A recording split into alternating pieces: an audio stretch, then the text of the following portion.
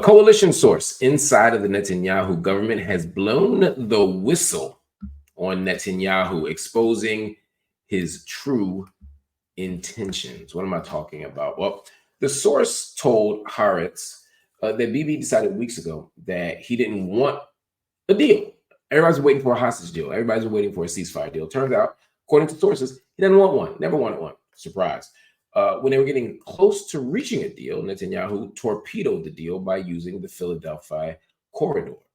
Y'all saw that last night right here on the show, him with his little pointer stick and the map talking about how he would never surrender that and always keep a military presence there, and how somehow now magically that's a irrevocable part of the deal because Hamas is just flooding the streets from that. Come on. Knock it off. According to the sources, the hostages were never a concern. He was not primarily thinking about their fate. The source goes on to say the media fell for this spin and consumed it all day long. Netanyahu's government is, quote, bound to one another for their political survival. An endless war serves him best. Now, before we get to the next part of this, I just want to point out that what this Haaretz source has said, what this Netanyahu government insider has said is exactly what I've been telling you right here on Night School for literally months. What have I told y'all? I have told y'all that Donald Trump ain't the biggest and baddest fascist on the planet. He ain't the biggest liar in the room. He ain't the chief manipulator in the global community. Donald Trump's up there, but we got a whole bunch of others. You got Bolsonaro, you got Modi, and we can't exclude Netanyahu from that crowd and from that community of people. And what's happening right now is proof positive of it. I told y'all that Netanyahu didn't want a ceasefire, that he didn't want to end the war, that he didn't want the hostages returned. I told you that when he torpedoed the deal. Remember when they were close to a ceasefire deal and then he decided he had to invade Rafah?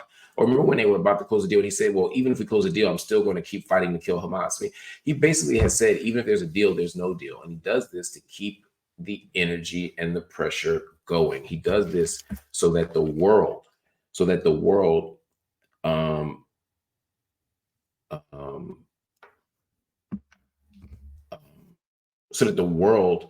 stays in a space of chaos.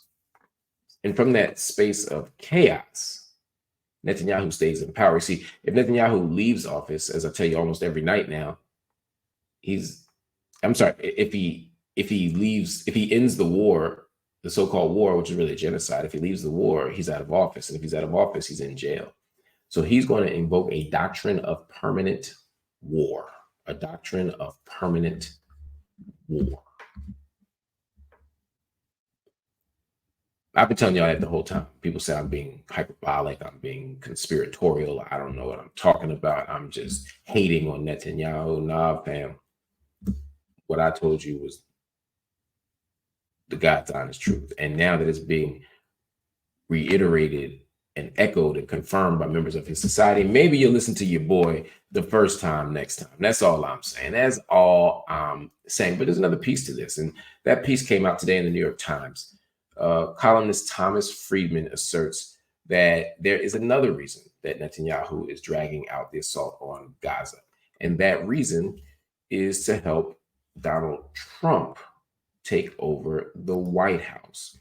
Netanyahu, you see, sees Trump as key to his political survival, according to Friedman. In his piece, Friedman says, actually, he gives a warning to Kamala Harris. He says, quote, Madam Vice President, have no doubt this will lead him to do things in the next 2 months that could seriously harm your election chances and strengthen Donald Trump's chances. Be afraid.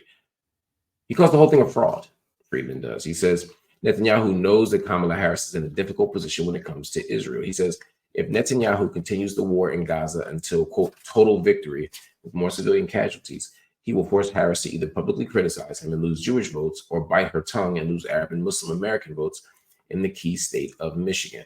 Friedman's exactly right. Kamala Harris is being backed into an impossible set of circumstances. She is being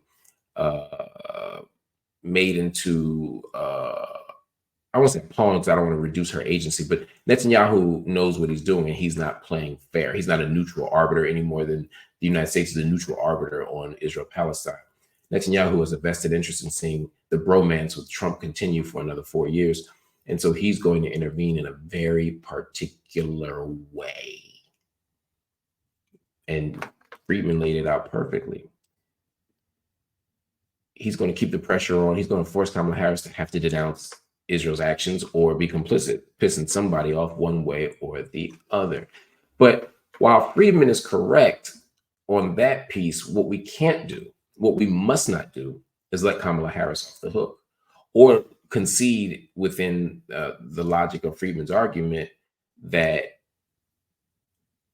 this isn't there's no viable, logical, reasonable, winnable strategy here. There is.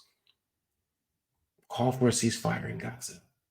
Have a weapons embargo. You see, while people think that that's pulling her to the left and making her less electable, I happen to believe that if Kamala Harris actually engages in a ceasefire, if she actually can force a ceasefire or at least demand one, she can't stop Netanyahu, certainly not before the election. Even if the U.S. took away every dollar right now and didn't send another weapon right now, Netanyahu could easily continue into November, December with this genocidal war.